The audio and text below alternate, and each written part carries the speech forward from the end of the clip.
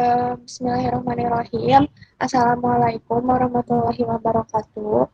Pada kesempatan kali ini, kami kelompok 6 yang beranggotakan Dela Nuril Huda, Rahayu, dan saya sendiri, Faiza Mutia Razan, akan mempresentasikan materi tentang landasan filosofis pendidikan.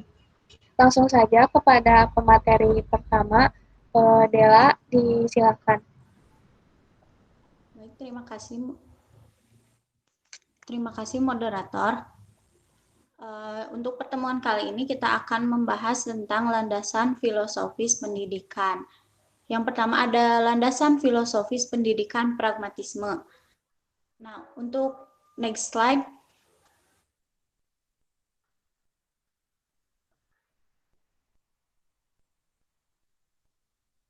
Next.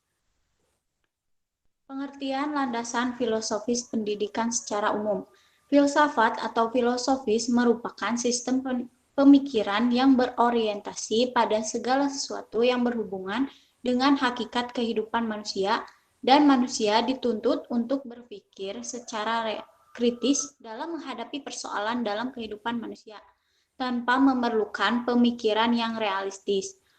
Filsafat pendidikan merupakan hasil dari renungan secara mendalam mengenai pendidikan. Landasan filosofis pendidikan merupakan suatu sistem gagasan tentang pendidikan yang dijabarkan dari satu filsafat umum yang dianjurkan oleh satu aliran filsafat tertentu. Next slide. Pengertian pragmatisme. Pragmatisme adalah suatu aliran yang mengajarkan bahwa yang benar ialah apa yang membuktikan dirinya sebagai benar dengan perantaraan akibat-akibatnya yang bermanfaat secara praktis. Menurut Jesse tahun 2013. Pegangan dari pragmatisme ialah logika pengamatan. Aliran ini bersedia menerima segala sesuatu asalkan membawa akibat praktis. Dengan demikian, patokan pragmatisme adalah manfaat kehidupan secara praktis. Adapun sebelumnya slide-nya. Adapun beberapa filsuf pragmatisme diantaranya F.C.S. Schiller dari Inggris, Charles S. Peirce tahun 1939 sampai 1914, dan George Herbert Mead tahun 1863 sampai 1931, dan William James and John Dewey dari Amerika Serikat. Pragmatisme menurut John Dewey tahun 1859 sampai 1952 adalah suatu usaha untuk menyusun suatu teori yang logis dan tepat dari konsep-konsep, pertimbangan-pertimbangan, penyimpulan-penyimpulan dalam bentuk yang bermacam-macam, dengan cara pertama-tama menyelidiki bagaimana pikiran-pikiran fungsi dalam penemuan yang berdasarkan pengalaman, yang mengenal konsekuensi-konsekuensi di masa depan. Next slide.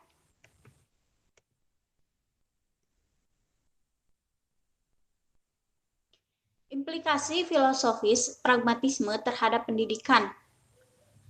Nah, pendidikan harus mengajarkan seseorang bagaimana berpikir dan menyesuaikan diri terhadap perubahan yang terjadi di dalam masyarakat. Sekolah harus bertujuan mengembangkan pengalaman-pengalaman tersebut yang akan memungkinkan seseorang terarah kepada kehidupan yang lebih baik. Pengalaman-pengalaman yang teruji, yang sesuai dengan minat dan kebutuhan siswa, serta berbasis masyarakat. Metode yang digunakan adalah belajar melalui bekerja langsung, pemecahan masalah. Peran pendidikan yaitu sebagai fasilitator, dan peran peserta didik yaitu untuk mengembangkan potensi dirinya dengan bebas sesuai dengan potensi yang dimilikinya. Menurut para filsuf pragmatisme, tradisi demokratis adalah tradisi memperbaiki diri sendiri atau a self-correcting traditional.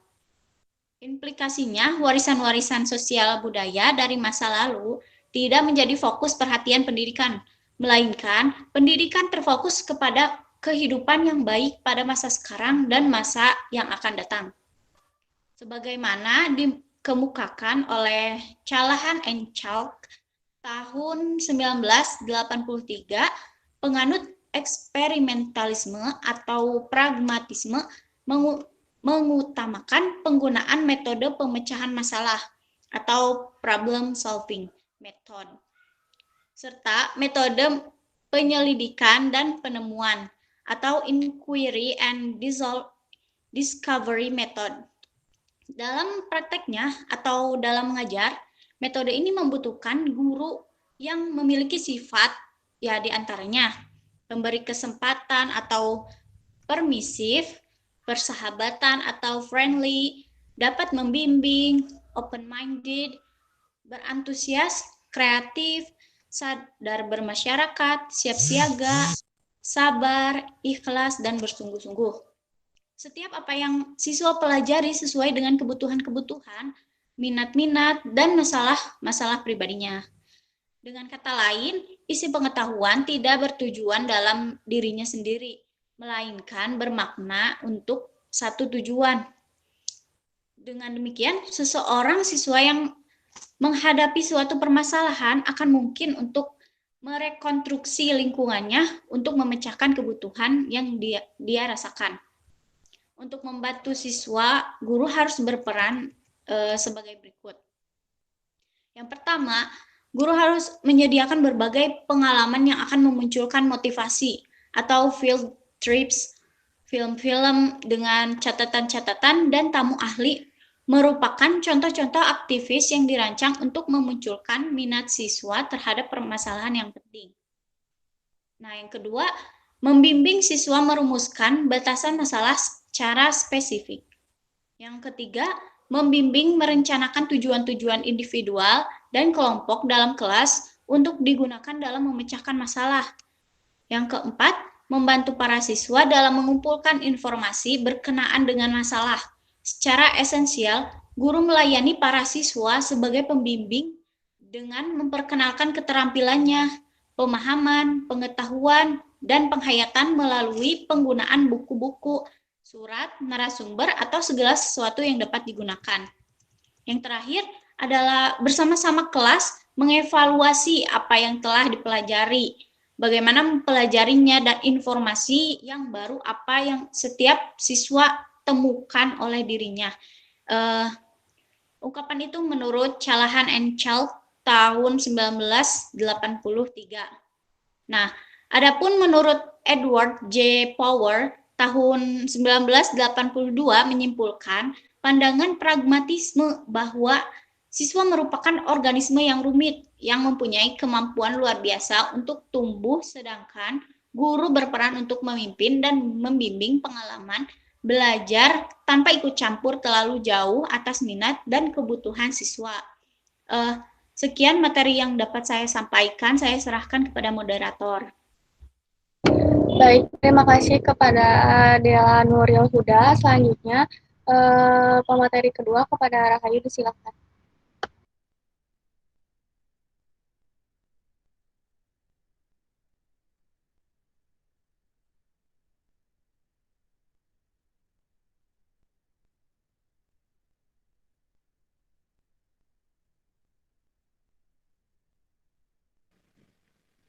Terima kasih moderator atas waktunya. Di sini saya akan membahas tentang landasan filosofis pendidikan Pancasila.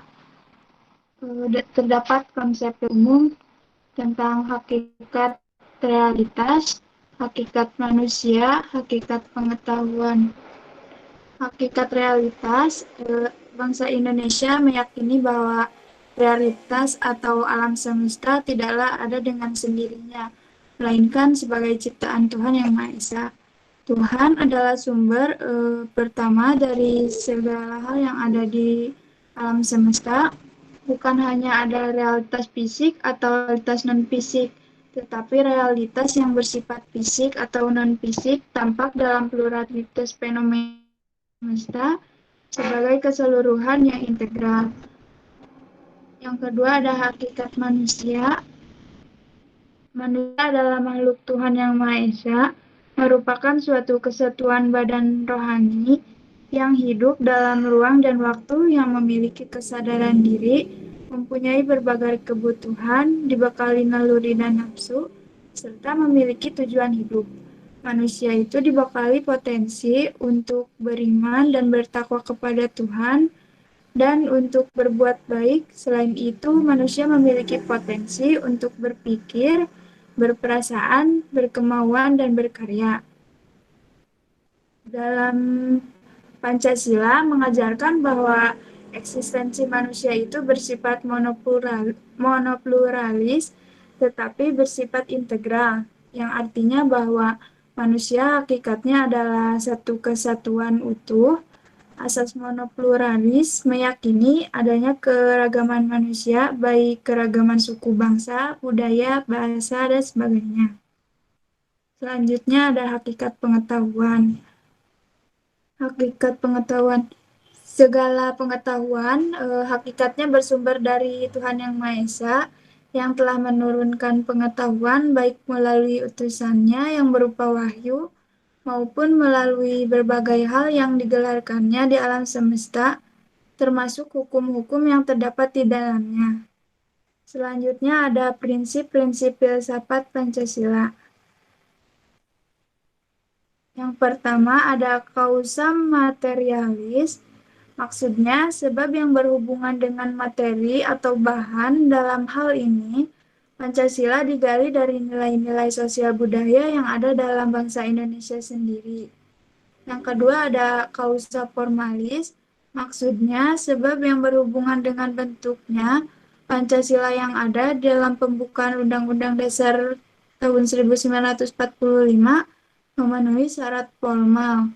Yang ketiga ada kausa efisiensi, maksudnya kegiatan BPUPKI dan PPKI dalam menyusun dan merumuskan Pancasila menjadi dasar negara Indonesia merdeka. Yang keempat ada kausa finalis, maksudnya berhubungan dengan tujuan diusulkannya Pancasila sebagai dasar negara Indonesia. Sekian materi yang dapat saya sampaikan, saya kembalikan kepada moderator. Baik, selanjutnya akan dijelaskan oleh saya sendiri, yaitu tentang implikasi terhadap pendidikan.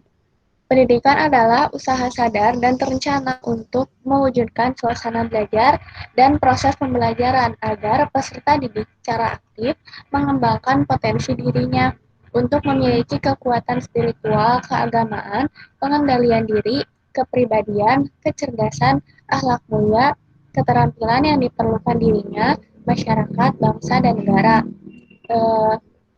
Seperti yang tertulis dalam Pasal 1 Undang-Undang Republik Indonesia Nomor 20 Tahun 2003 tentang Sistem Pendidikan Nasional. Pendidikan bukanlah proses pembentukan peserta didik untuk menjadi orang sesuai dengan kehendak sepihak dari pendidik saja, karena peserta didik pada hakikatnya adalah pribadi yang memiliki potensi dan memiliki keinginan untuk menjadi dirinya sendiri. Upaya pendidikan harus dipandang sebagai upaya bantuan dan memfasilitasi peserta didik dalam rangka mengembangkan potensi dirinya. Tujuan pendidikan yaitu untuk mengembangkan potensi peserta didik agar menjadi manusia yang beriman dan bertakwa kepada Tuhan Yang Maha Esa, berakhlak mulia, berilmu, sehat, kreatif, mandiri, dan menjadi warga negara yang demokratis serta bertanggung jawab. Dalam Pasal 3 UU RI Nomor 2 Tahun 2003 tentang Sistem Pendidikan Nasional, terdapat tujuan pendidikan yang harus kita selenggarakan. Itu bukan hanya untuk mengembangkan salah satu potensi peserta didik agar menjadi manusia yang berilmu saja, melainkan demi berkembangnya seluruh potensi peserta didik dalam konteks keseluruhan. Kurikulum pendidikan disusun sesuai dengan jenjang pendidikan. Ketentuan mengenai pengembangan kurikulum tersebut diatur dengan memperhatikan peningkatan iman dan takwa, peningkatan akhlak mulia, peningkatan potensi, kecerdasan, dan minat, juga bakat peserta didik. Lalu ada keragaman potensi daerah dan lingkungan, tuntutan pembangunan daerah dan nasional, tuntutan dunia kerja, dan yang terakhir, persatuan nasional dan nilai-nilai kebangsaan. Metode pendidikan, pemilihan dan pengaplikasian metode pendidikan hendaknya dilakukan dengan mempertimbangkan tujuan pendidikan yang hendak dicapai, hakikat manusia atau peserta didik, karakteristik isi atau materi pendidik, dan fasilitas atau alat bantu pendidikan yang tersedia. Peranan pendidik dan peserta didik menurut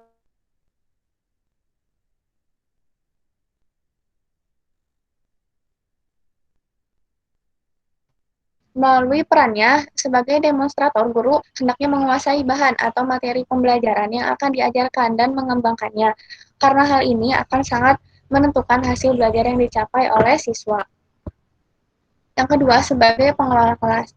Dalam perannya sebagai pengelola kelas, guru hendaknya mampu melakukan penanganan pada kelas, karena kelas merupakan lingkungan yang harus dijaga dengan baik untuk melaksanakan proses pembelajaran. Yang ketiga, sebagai evaluator. Guru memberikan penilaian untuk mengetahui apakah tujuan yang telah dirumuskannya itu tercapai atau tidak, apakah materi yang diajarkannya sudah dikuasai siswa, dan metode yang digunakannya sudah tepat atau belum. Lalu ada sebagai mediator dan fasilitator. Sebagai mediator, guru hendaknya memiliki pengetahuan dan pemahaman yang cukup untuk media pendidikan, karena media pendidikan merupakan alat komunikasi yang lebih mengefektifkan proses belajar mengajar.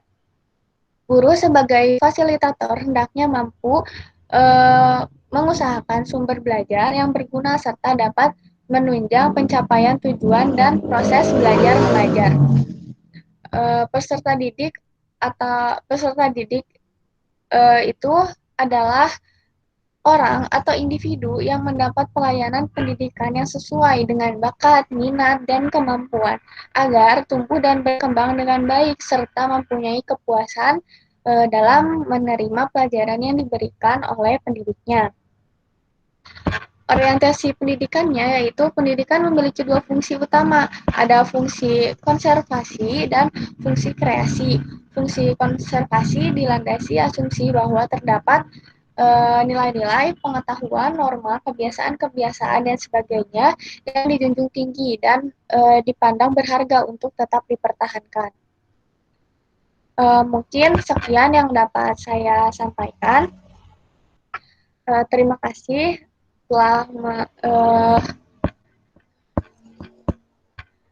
terima kasih kepada pemateri yang telah menyampaikan